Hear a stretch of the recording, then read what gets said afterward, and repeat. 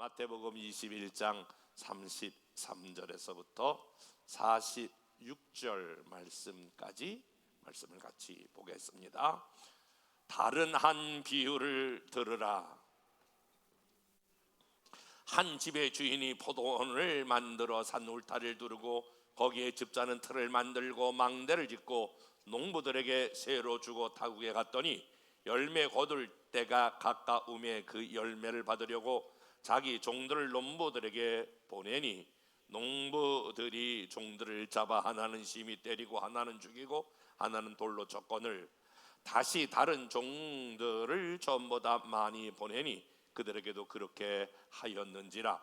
후에 자기 아들을 보내며 이르되 그들이 내 아들을 존대하리라 하였더니 농부들이 그 아들을 보고 서로 말하되 이는 상속자니자 죽이고 그의 유산을 차지하자 하고 이에 잡아 포도원 밖에 내쫓아 죽였느니라. 그러면 포도원 주인이 올 때에 그 농부들을 어떻게 하겠느냐? 그들이 말하되 그 악한 자들을 진멸하고 포도원은 제때의 열매를 바칠 만한 다른 농부들에게 새로 줄지니라. 예수께서 이르시되 너희가 성경의 건축자들의 버린 돌이 모퉁이의 머릿돌이 되었나니 이것은 주로 말미암아 된 것이요 우리 눈이 기이하도다 함을 읽어본 일이 없느냐. 그러므로 내가 너희에게 이르노니 하나님의 나라를 너희는 빼앗기고 그 나라의 열매 맺는 백성이 받으리라. 이 돌 위에 떨어지는 자는 깨지겠고 이 돌이 사람 위에 떨어지면 그를 가루로 만들어 흩으리라 하시니 대제사장들과 바리새인들이 예수의 비유를 듣고 자기들을 가리켜 말씀하신 줄을 알고 잡고자 하나 무리를 무서워하니 이는 그들이 예수를 선지자로 알미러라. 아멘. 오늘 마태복음 21장의 본문의 말씀을 읽었는데요, 마태복음 21장은 예수님께서 마지막 일주일을 예루살렘에 입성하셔서 일주일을 보내시잖아요. 그런데 오늘 21장은 예루살렘에 입성해서 첫 번째 들린 곳이 성전이에요. 예루살렘 성전이거든요. 근데 예수님께서 예루살렘 성전에 찾아갔다라고 하는 말은 예수님께서 성전을 얼마나 중요하게 여기는가랑과 동시에 그 당시 예루살렘 성이 얼마나 부패하고 타락하고 변질되었는가, 그것을 바로잡기 위해서 예수님께서 예루살렘 성에 입성한 후에 성전을 먼저 들리게 됩니다. 여러분, 오늘 읽지 않았지만 21장 12절부터 13절에 보면 성전에 들려서 예수님이 이와 같은 행동을 하시는 거 여러분이 보셨을 거예요. 말씀을 한번 읽어보겠습니다. 예수께서 성전에 들어가사 성전 안에 매매하는 모든 사람들을 내쫓으시며 돈 바꾸는 사람들의 상과 비둘기 파는 사람들의 의자를 둘러 엎으시고 그들에게 이르시되 내 집은 만민이 기도하는 집이라 일컬음을 받으리라 하였거늘 강도의 소굴을 만드는도다 하시니라. 자, 이게 보세요. 얼마나 예수님이 지금 예수님답지 않은 행동을 하는지 몰라요. 하나님, 예수님 그러면 첫 번째 나타나는 게 사랑이신 분이 그분이신데, 아니 성전에 들어가서 어떻게 그렇게 기이하고 과격한 행동을 하시는가? 사람들 막 내쫓았다, 막 상과 비둘기 파는 의자를 막 엎으셨다. 굉장히 과격적이고 폭력적이잖아요, 예수님이. 그러면서 막 화를 내면서 내 집이 만민이 기도하는 집인데 너희가 어떻게 강도의 소굴로 만들 수가 있느냐라고 하는 모습에서 봤을 때에 예수님의 엄청난 분노와 더불어 예수님이 뭔가 작심하여 행동했던 것들을 보게 되지요. 그러니까 우리가 하나님, 예수님 그러면 여러분 사랑의 하나님, 사랑의 예수님과 정 맞지 않는 행동을 보게 됩니다. 그런데 여러분, 우리가 이해하셔야 될 건 우리가 좋아하는 대로 하나님을 믿는 것이 아니라 하나님의 성품, 예수님의 성품은 언제나 기둥과 같은 성품 두 가지가 있는데, 아멘 해보세요. 하나님은 사랑이시며, 아니 아멘만 해보세요. 하나님은 사랑이시며 하나님은 공의로우시며, 이 사랑과 공의가 항상 함께 있는 분이 하나님이시고 예수님인 줄로 믿습니다. 그런데 오늘 이 부분에서는 하나님의 예수님의 사랑이기보다도 예수님의 공의가 나타나고 있는 거예요. 하나님도 예수님도 마찬가지지만 교회가 변질되거나 교회가 타락하거나 교회가 이런 나쁜 영향을 받을 때에 언제나 예수님은 굉장히 과격한 행동을 하셨어요. 그러니까 사랑은 언제나 공의와 진리 위에 사랑이 있어야지, 공의와 진리가 없는 사랑은 굉장히 무질서를 만들어내는 거예요. 제가 목회하는 목회자로서 목회를 잘하는 사람을 연구해 보면 언제나 이 사랑과 공의의 리더십을 적절하게 갖고 계셔요. 그 한 목회자가 사람을 품을 때에 모든 걸 다 품을 만한 엄청난 그런 포용성 있는 사랑이 있는가 하면, 어느 때는 저분이 목사 맞아 피도 눈물도 없을 것 같은, 교회가 이단으로부터 도전을 받는다든지 교회가 유혹을 받을 때에는 아주 피도 눈물도 없이 냉철하고 그리고 분명한 판단력을 가지고 교회를 치료해가는 것을 보게 되어요. 그러니까 이 균형을 잡는다는 게 목회하면서 굉장히 어려운 그러한 분야 중에 하나예요. 이것은 여러분이 회사를 운영하는 회사 사장님도 마찬가지예요. 이 사랑과 공의를 적절하게 배치해서 이끌어 간다라고 하는 거, 여러분이 다 부모가 되셨기 때문에 아시잖아요. 자녀가 무슨 일을 하든지 노 타치, 노 프라범, 다 오케이. 그런 부모가 정말 좋은 부모일까요? 사랑만 가지고 있는 부모가 모든 거 너 하는 건 다 오케이, 예스 오케이, 문제 남지 않아, 그런 부모가 정말 좋은 부모인가요? 그렇지 않잖아요.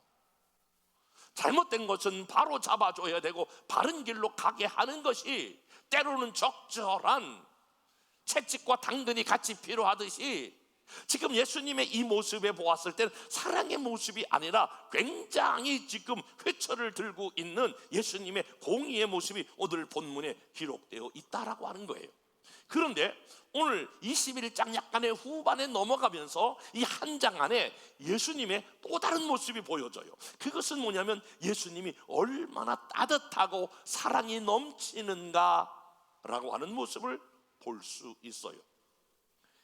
예수님이 그렇게 성전에서 성전을 정화한 후에 무화과 나무 하나를 발견해요. 그런데 무화과 나무가 열매 맺지 못해요. 그래서 열매 맺지 못하는 무화과 나무를 저주해요. 열매 맺지 못하는 것을 저주했다라고 하는 말은 하나님은 우리 인생 가운데 열매를 찾으신다, 그런 거예요. 그러니까 그때 그것을 보고 있었던 그 당시에 대제사장들과 서기관들이 예수님을 향하여 이렇게 질문해요. 당신이 도대체 누구길래 이러한 권세를 행하느냐? 이러면서 지금 무화과나무 저주한 거에 대해서 시비를 걸고 들어와요. 그때에 예수님께서 오늘 본문의 말씀을 통해서 한 비유로 바리새인들과 서기관들을 깨닫게 하기 위하여 주셨던 말씀이 오늘 본문의 말씀이에요. 자, 저를 보세요. 오늘 본문의 비유는 예수님이 이렇게 시작해요. 어느 포도원 주인이 있었다. 포도원 주인이 밭을 가꾸고 잘 포도를 심어 열매가 맺힐 즈음에 다른 나라로, 다른 먼 곳으로 여행을 하게 되었다. 그런데 이 마지막 열매를 위하여 종들을 오늘 세를 주고 종들에게 그것을 맡겼다. 그리고 이제 열매 맺힐 즈음에 그 세를 받으려고 자기가 세 받을 사람을 그 농부들에게 보냈다. 그런데 이 농부들이 세를 받으려고 보낸 그 사람을 세를 주지 아니하고, 당연한 권리인데도 그 세를 주지 아니하고, 이 농부들이 이 사람을, 어떤 사람은 잡아 돌로 쳐 죽이고 내쫓고 이와 같은 행동을 했다. 그런데 이상한 일인데 이 주인은, 포도원 주인은 세를 받으려고 계속해서 사람을 보냈지만 계속 사람을 죽이더라. 그런데 마지막에 안 되겠다. 그래서 그 포도원 주인의 아들을 보냈다. 뭐나 이제 주인의 아들이 오니까 주인과 똑같은 권한을 가지니까 이 아들에겐 잘해야 되겠다 이럴 줄 알았는데 그 아들도 돌로 쳐 죽이더라. 만약에 핵심이에요. 오늘 비유의 핵심이 그 포도원 주인이 와서 그 악한 종들에 대해서 너희들은 어떻게 한다고 생각하느냐? 그렇게 자기 종들을 다 죽이고 자기 아들까지 죽인 이 종들에 대해서 주인이 돌아왔을 때에 이들을 어떻게 해야 되겠느냐 라고 하는 비유를 들면서 여기서 여러분 눈치챘겠지만 이 포도원 주인은 하나님을 의미하고 그동안 세를 받으려고 돈을 받으려고 보냈던 모든 사람은 구약의 종들을 의미하는데 구약의 선지자들 의미하는데 구약의 선지자들을 니들이 다 톱으로 쳐 죽이고 돌로 쳐 죽이고 수많은 선지자를 죽이지 않았느냐? 그런데 마지막에 예수 그리스도 내 아들을 보냈는데 너희들이 지금 핍박하려고 나를 잡아 죽이려고 그러지 않겠느냐? 그렇다면 하나님께서 마지막에 너희들을 향하여 어떻게 하겠느냐? 이런 질문. 여러분 40절 그러면 포도원 주인이 올 때에 그 농부들을 어떻게 하겠느냐 라고 하는 비유의 말씀을 통해서 그 당시에 대제사장들 예수 잘 믿는다고 하는 오늘에 있는 저와 여러분들 향하여 오늘 이 본문의 말씀을 주신다라고 하는 거예요. 오늘 이 본문의 말씀을 통해서 특별히 이스라엘 백성들에게 여러분 다른 나라에게 다른 민족에게 하나님의 아들 예수님을 보내지 아니하고 이스라엘 백성들에게 하나님의 아들 예수님을 그 땅 가운데 보내고 그들에게 율법을 주어서 특별한 사명을 감당하게 한 하나님의 뜻이 잘못 이해되어서 지금 그들을 죽이고 있는 그들을 향하여 너희들이 정말 감사해야 될 것이 있다. 너희들이 지금 잘 몰라서 그러는데 정말 감사해야 될 것이 있다. 그러면서 감사를 가리키고 있는 내용이에요. 저는 이 본문을 통해서 저와 여러분들이 평생 감사해야 될 이유 3가지를 말씀을 드리고 여러분들이 돌아가실 때는 딱 이 3가지 때문에 내가 평생 저와 여러분들 다 같이 아멘 준비해 보세요. 평생 저와 여러분이 감사가 넘치는 삶이 되기를 원하시면 아멘. 그래서 평생 감사해야 되는데 이스라엘 백성들 비유를 통하여 무엇에 대해 감사해야 되냐면 사명 주심에 감사해야 한다라고 하는 거예요. 이스라엘 백성들에게 사명 주심에 감사해야 된다. 마태복음 21장 33절 말씀을 다 같이 한번 읽어보겠습니다. 시작. 한 집주인이 포도원을 만들어 산울타리를 두르고 거기에 즙자는 틀을 만들어 망대를 짓고 농부들에게 세를 주고 타국에 갔더니 사실은 포도원 주인이 다 준비해 놓고 그걸 이제 종들에게 맡기잖아요. 오늘 이 말씀을 통해서 우리가 연상할 수 있는 것은 무엇일까요? 하나님께서 온 우주 만물을 창조하신 다음에 마지막 인간을 창조하시고 인간에게 모든 것을 다 맡기시잖아요. 창세기 1장 28절 말씀 다 같이 말씀을 읽어보겠습니다. 시작. 하나님이 그들에게 복을 주시며 그들에게 이르시되 생육하고 번성하고 땅에 충만하라. 땅을 정복하라. 바다의 물고기와 하늘의 새와 땅에 움직이는 모든 생물을 다스리게 하시니라. 온 우주 만물을 창조하시고 우리 인간에게 이것을 잘 다스릴 수 있도록 인간에게 맡겨주신 것입니다. 그것을 다른 말로 말하면 하나님께서 인간에게 이 온 우주 만물을 다스릴 수 있는 사명을 주셨다라고 하는 거예요. 여러분 사명이라고 하는 단어를 여러분 어떻게 이해하시나요? 사명이라고 하는 단어를 국어사전에 찾아보니까 하나님께서 맡겨주신 거룩한 임무라고 하는 거예요. 따라서 봅시다. 하나님께서 맡겨주신 거룩한 임무. 옆에 사람과 인사하겠습니다. 우리 집사님 장로님에게 하나님께서 맡겨주신 거룩한 임무가 있습니다. 시작. 한번 시작.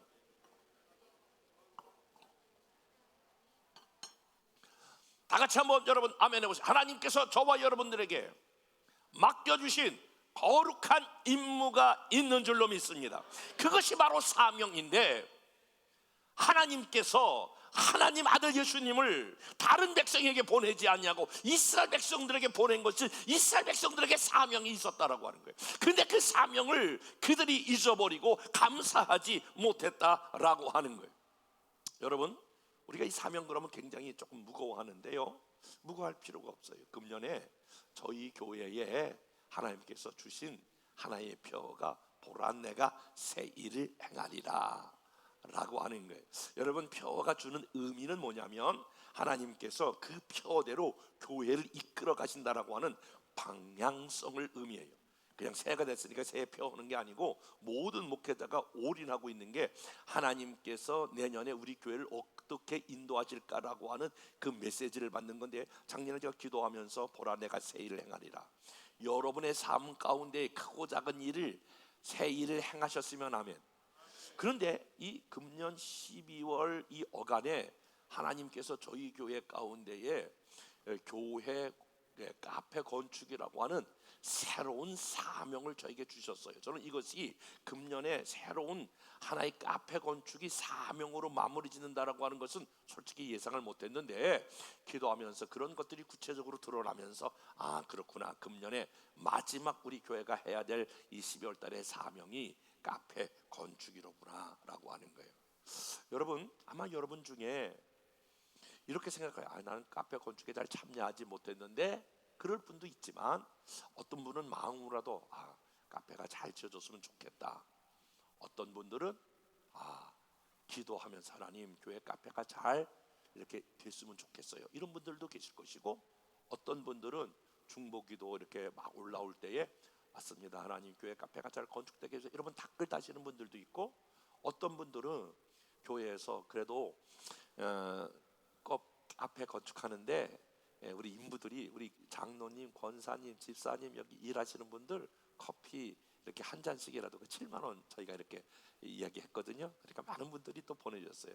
그렇게 동참하시는 분들도 있고 재정으로 동참하시는 분들도 있고, 많은 분들이 와서 같이 현장에 동참해 주시는 분들 모두가 다 카페 건축의 모양은 달라도 혹시 그렇게 표현하지 않을지라도 마음만 가지고 있어도 여러분들이 그 카페 건축에 동참하시는 줄로 믿습니다.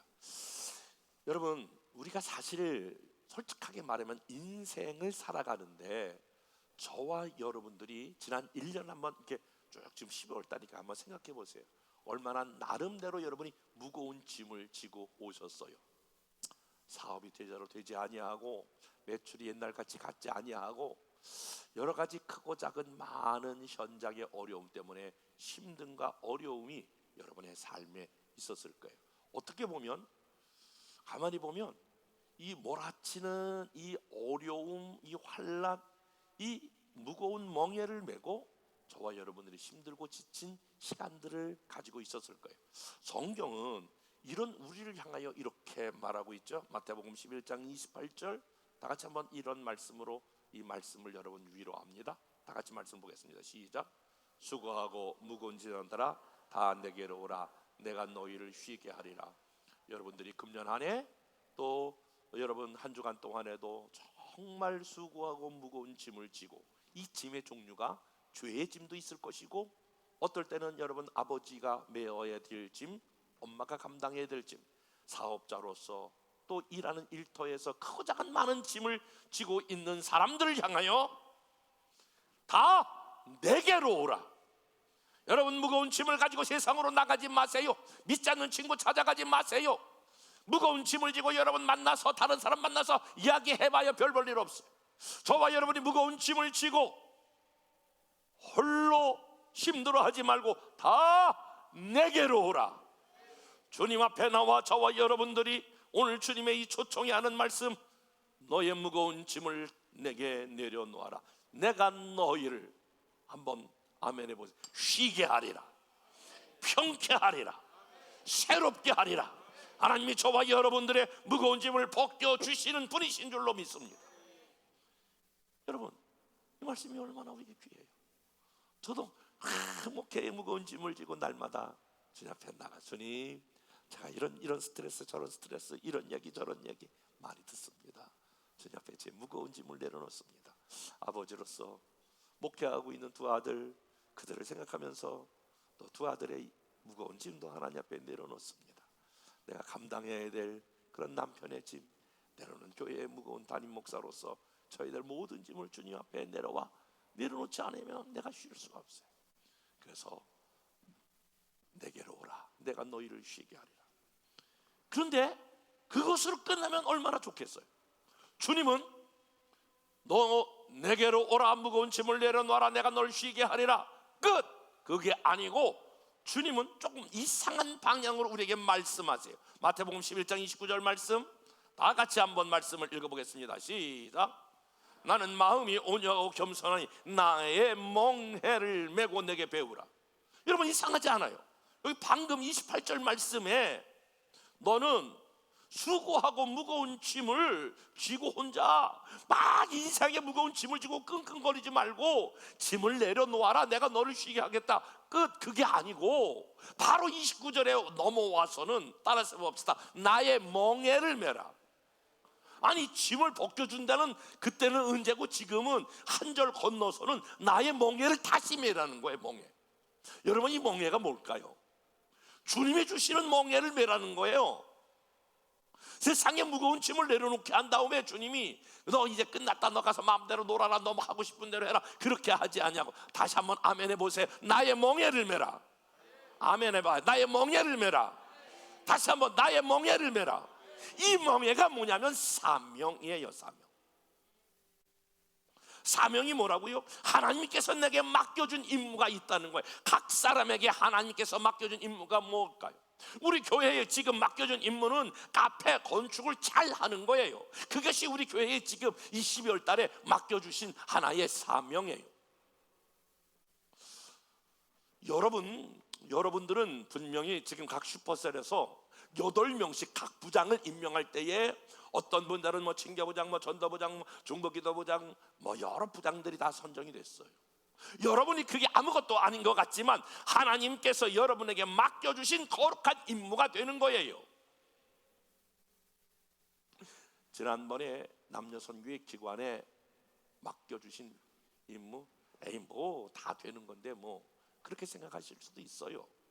오늘 임원 뽑을 때에 여러분 기관도 그거 다 하는 건데 그렇게 생각하실 수 있어요. 그렇게 생각하시면 여러분 정말 하나님의 의도와 뜻을 모르는 거예요. 작은 거 하나라도 내가 허락하지 아니하면 할 자가 없는 거예요. 여러분이 건강을 주셨고 또 그럴 만한 자격을 주셨고 그럴 만한 위치와 상황에 있을 때에 하나님이 그 사명을 저와 여러분들에게 주시는 줄로 믿습니다. 여러분, 인생은 간단해요. 여러분이 세상에 무거운 짐을 지고 살아가시든지 하나님이 주신 나의 멍에를 메고 살아가시든지 둘 중에 하나 선택하셔야 돼요. 어떤 걸 선택하실래요? 빨리 얘기해봐. 좋은 말로 말씀할 테니까. 세상에 무거운 짐을 지고 여러분들이 살아가시든지 아니면 나의 하나님의 주시는 멍에를 메고 사명을 메고 가기를 원하시면 아멘. 그런데 그 멍에를 맬 때에 주님이 그 다음 절에 이렇게 말하고 있어요. 29절 30절 말씀, 그리하면 너의 마음에 쉼을 얻으리니, 따라서 해볼까요? 내 멍에는 쉽고 내 짐은 가벼움이라. 그런데 주님이 주시는 멍에는 세상의 무거운 짐은 힘들고 지치고, 그래서 많은 사람이 자살하고 많은 사람이 인생의 파산을 맞이하고 이 무거운 짐 때문에 내가 살지 않겠다 그렇게 결단하는 사람이 많이 있는데, 주님의 주시는 멍에는 쉽고 내가 진 주님의 주신 멍에는 가벼움이라. 왜 그럴까요? 여러분, 왜 그렇다고 생각하세요? 바라만 보고 있지 그러지 말고 여러분이 한번 생각해봐. 절대로 세상의 짐과 주님이 주시는 그 멍에와 짐이 결론이 그거야. 주님이 이렇게 쉽고 가볍다는 거야. 왜 그럴까요? 왜?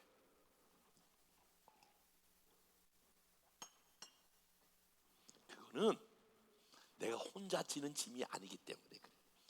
주님이 함께 저와 여러분의 멍에와 저와 여러분의 짐을 함께 져주시기 때문에 쉽고 가벼운 줄로 믿습니다. 여러분 반드시 기억하세요. 사명이 무겁다고요?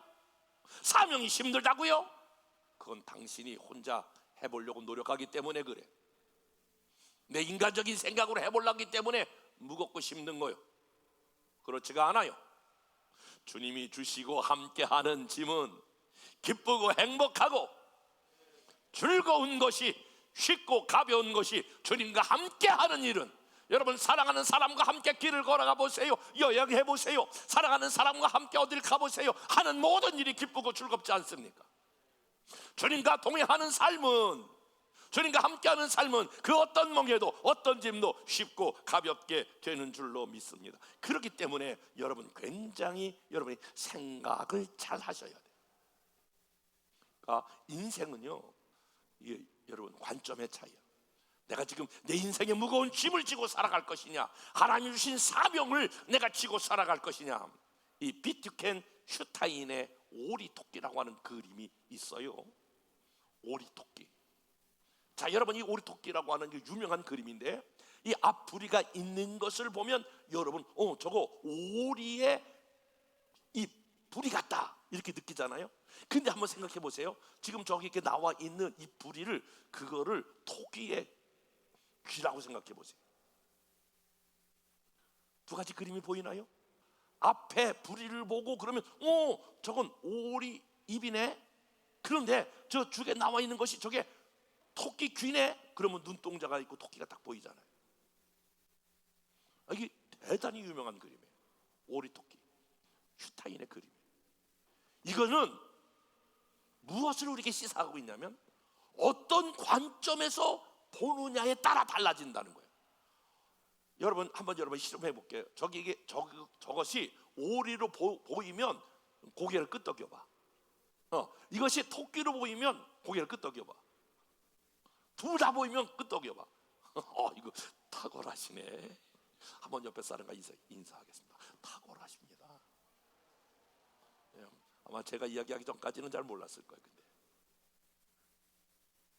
그러니까 내게 맡겨주신 이것을 힘들다라고 하는 인간적인 관점으로 보면 힘든 거예요. 그런데 주님이 함께 한다라고 하는 생각을 가지고, 믿음을 가지고 보면 이 짐은 무겁고 힘든 것이 아닌 거예요. 저는 열방교회를 섬겨 오면서요, 여러분 잘 아시는 대로 저희가 4번 이사하고 2번 새로 살 때 확장했습니다. 그리고 저희 교회 2번 건축하고 그리고 1번 증축했습니다. 그리고 올해 이제 마지막 저 카페 건축이라고 하는 전체 한 130평을 지금 여러 가지로 지금 다듬어 가고 있습니다. 저는 사실은 하는 게 없는데 이 기간 동안에 해외 집회도 제가 다 취소했어요.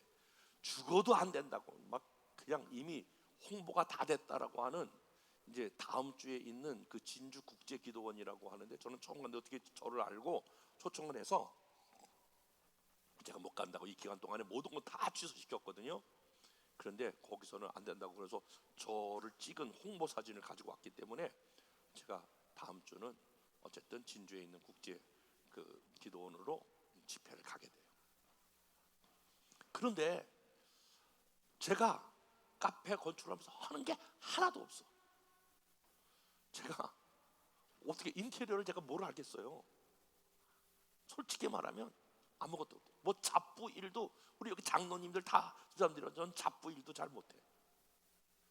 그냥 왔다 갔다 해. 그냥 내 사명이 왔다 갔다 사명이야. 왔다 갔다 지하실도 왔다 갔다. 그런데 10,000보 이상을 걸어. 그런데 새벽 예배 작업부로부터 딱 입구 시작해가지고 11시에 작업복으로 끝나. 2주 지나왔어. 그런데 현장에 있으니까 하루 종일 현장에서만 여기만 있어. 그 역대적으로 봤을 땐 가장 많은 시간을 제가 여기 쓰고 있는 거야. 어떻게 보면 가장 힘든 시간인데, 어머나,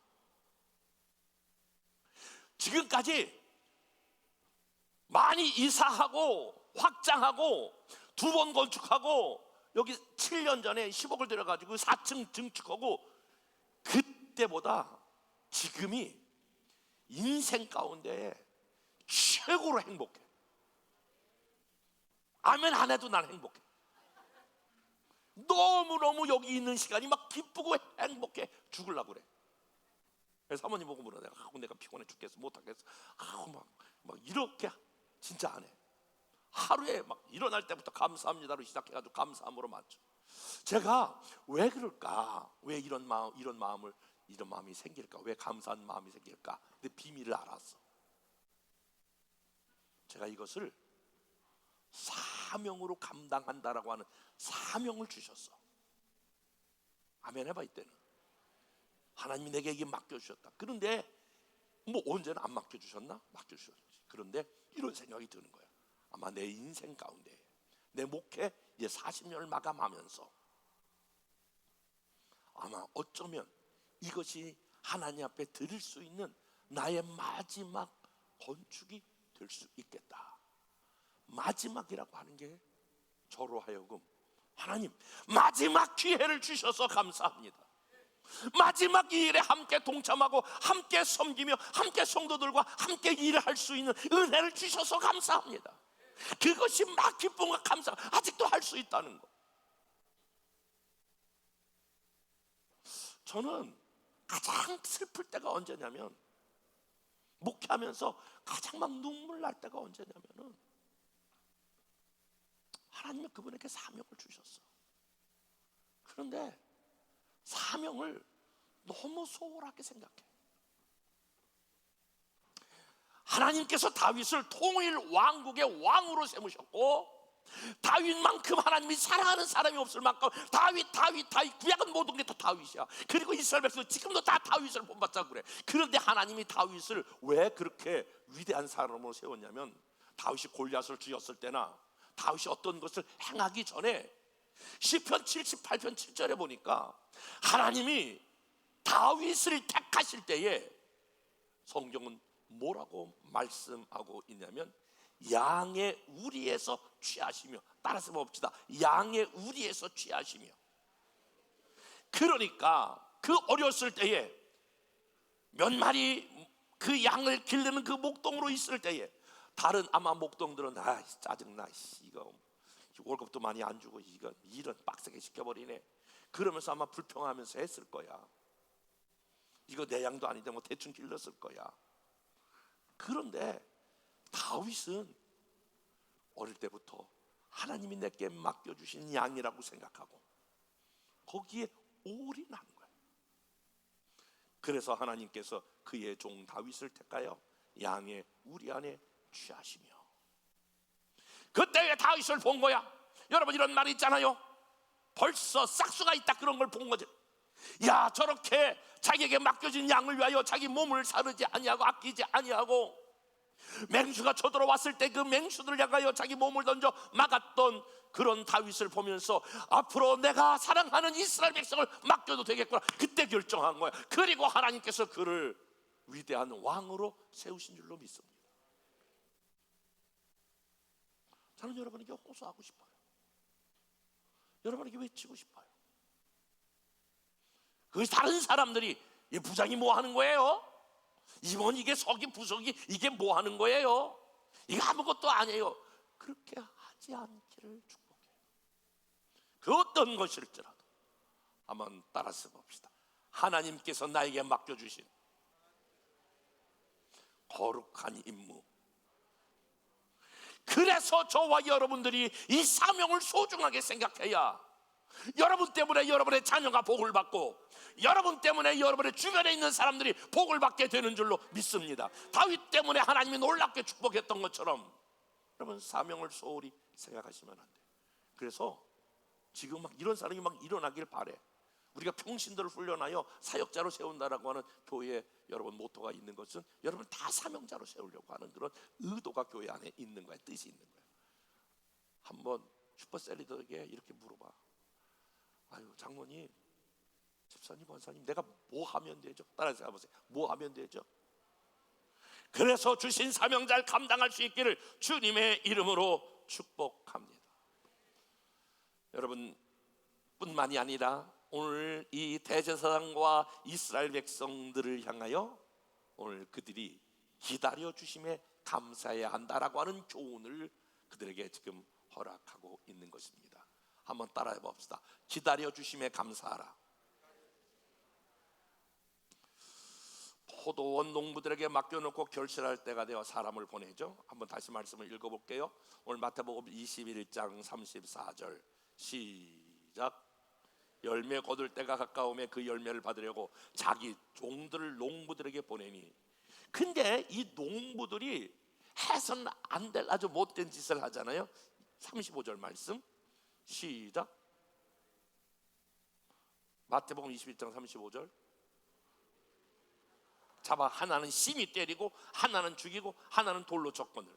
마태복음 21장 36절 시작. 다시 다른 종들을 처음보다 보내니 그들에게도 그렇게 하였는데. 그런데 이 주인이 자기 종들을 보내면 한 번 그렇게 했으면, 야 이것들 봐라, 이거 싸가지가 없네, 얘들 당장 능지척참해, 이렇게 하지 않고 계속 사람을 보내 죽이는데도 기다리는 거예요. 여기서 이 포도원 주인은 누구를 지금 의미하냐면 하나님을 의미하고 있는 거예요. 오래 참으시는 하나님. 성경은 우리 하나님에 대해서 묘사할 때에 하나님은 어떤 하나님이시냐, 오래 참으시는 하나님을 지금 여기서 보여주고 있습니다. 하나님의 인내를 말씀하고 있는 것이지요. 여러분 이렇게 한번 생각해 보신 적 있습니까? 오늘 저와 여러분이 이 자리에 예배 드리고 있고 여러분이 크고 작은 사명을 감당하는 분들이라면 한 가지 이유 때문에 그래요. 하나님이 저와 여러분들을 향하여 오래 참으셔서 오늘 저와 여러분들이 이 자리에 오게 된 줄로 믿습니다. 지난 금요일인데요, 일을 다 마쳤어요. 제가 이제 우리 소장님을 데리고 같이 식사하러 갔는데 마침 우리 교인 집에 식사하러 갔어요. 여기 오도락에 갔는데 거기 장로님들도 와 계시고 또 다른 집사님들 나중에 와서 이렇게 같이 합석을 했어요. 합석을 하는데 한 분이 지나가면서 말을 이런 이야기를 하더라고요. 목사님, 제가 이 교회 와서 집사가 됐지만 집사가 돼서 한 가지 해결하지 못한 게 있습니다. 술을 못 끊었어요. 그래가지고 내가 이렇게 봐도 이 사람들이 예배 끝나고 어디로 몇 명이 몰려가는 거예요. 어디로 가냐 하면 이거 하러 한 잔 거꾸로. 참고로 내가 이걸 잘한다고 해서 목사님이 많이 마셨겠지, 한 번도 안 먹어봤어.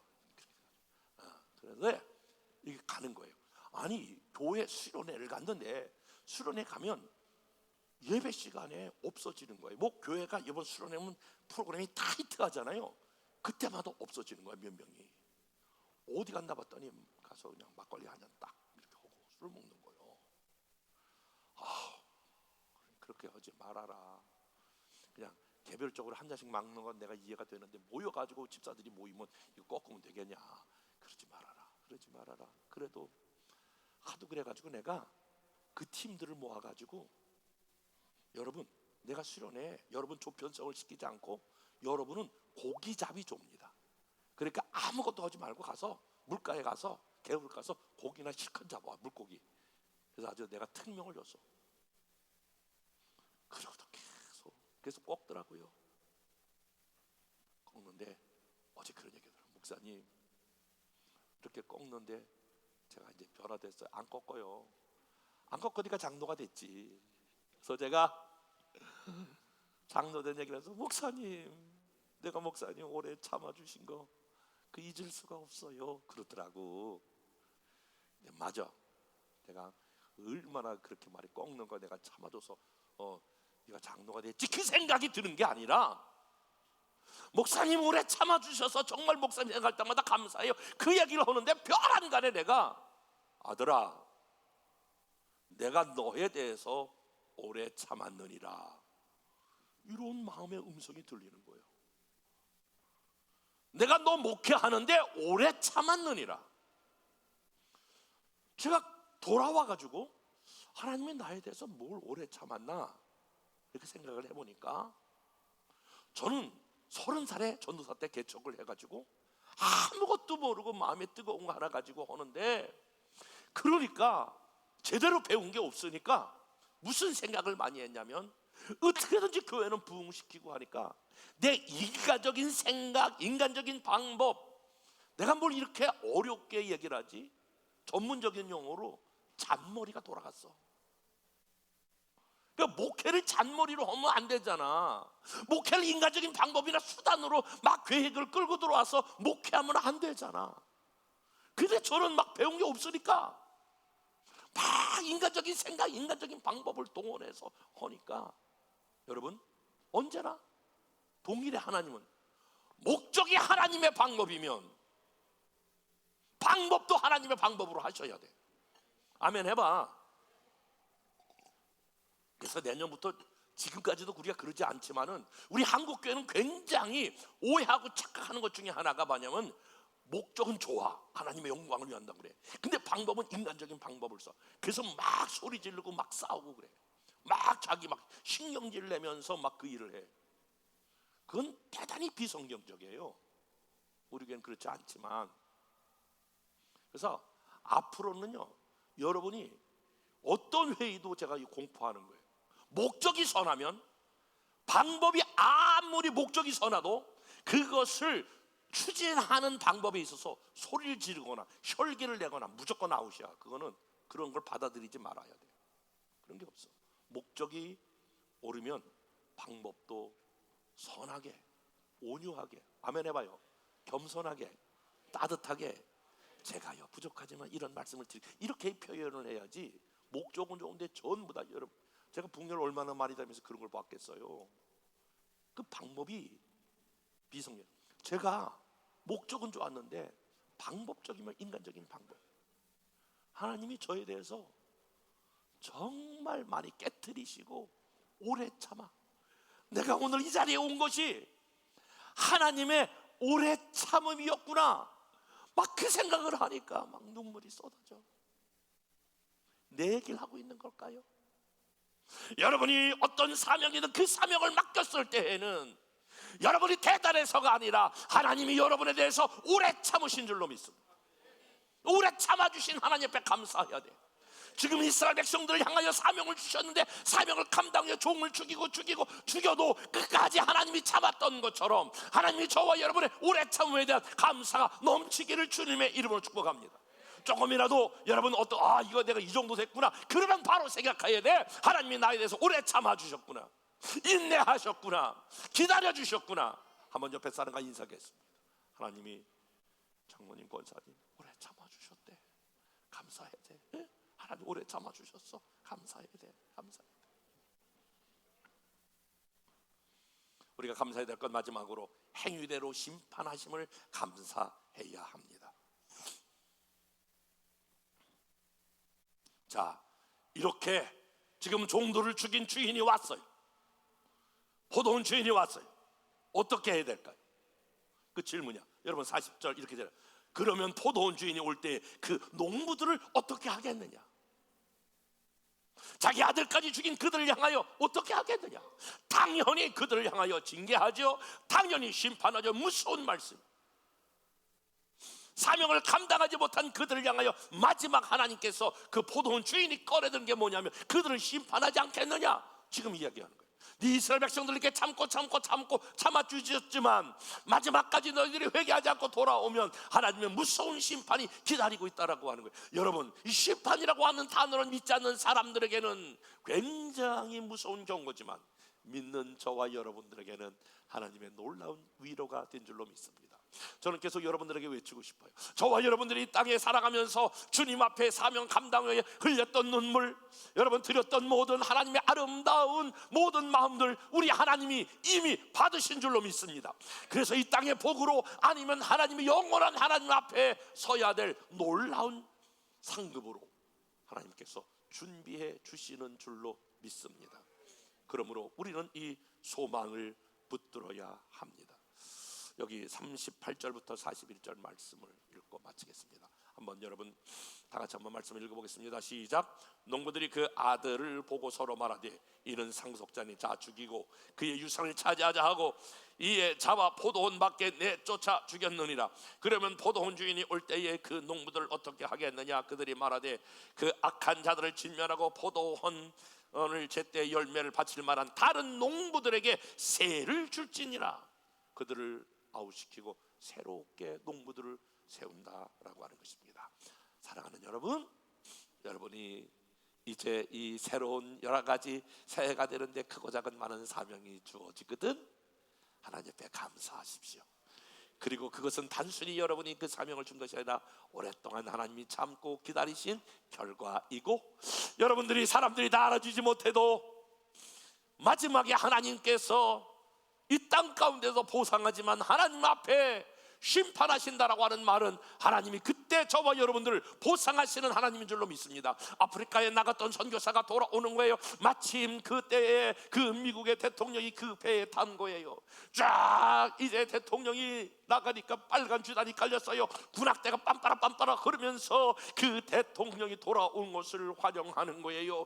많은 사람들이 인파가 와서 그 대통령의 다시 돌아오는 것을 박수치면서 환영하는 거예요. 조금 있다가 빨간 주단이 거쳤어요. 군악대가 사라졌어요. 아프리카에 선교했던 선교사가 나가는데 아무도 그를 맞이하는 게 없어요. 쓸쓸히 가방 보따리 2개를 메고, 하나님, 저분은 저렇게 대통령으로서 온 백성이 군악대가 저렇게 환영하는데 나는 하나님의 일 감당하고 돌아오는데 이게 뭐예요? 이게 뭐예요? 쓸쓸히 보따리 2개를 메고 오는 그에게 성령 하나님께서, 아들아, 내가 내게 오는 날 나는 빨간 주단이 아니라 황금길을 만들어 놓고 천군 천사와 함께 내가 너를 맞이할 것이다. 아들아, 그러므로 그 날을 생각하고 힘을 잃지 말고 용기를 내어서 사명을 감당하거라. 사랑하는 여러분, 하나님께서 마지막 날 저와 여러분들을 맞이해 주실 것입니다. 그리고 저와 여러분들을 안아 주실 것입니다. 그리고 눈물을 닦아 주실 것입니다. 내 아들아, 내 딸아, 수고했느니라. 그리고 그에게 거룩한 입맞춤을 맞추는 그 영원한 보상을 기억하면서 저와 여러분들이 평생 감사하는 성도로 살아갈 수 있기를 주님의 이름으로 축복합니다.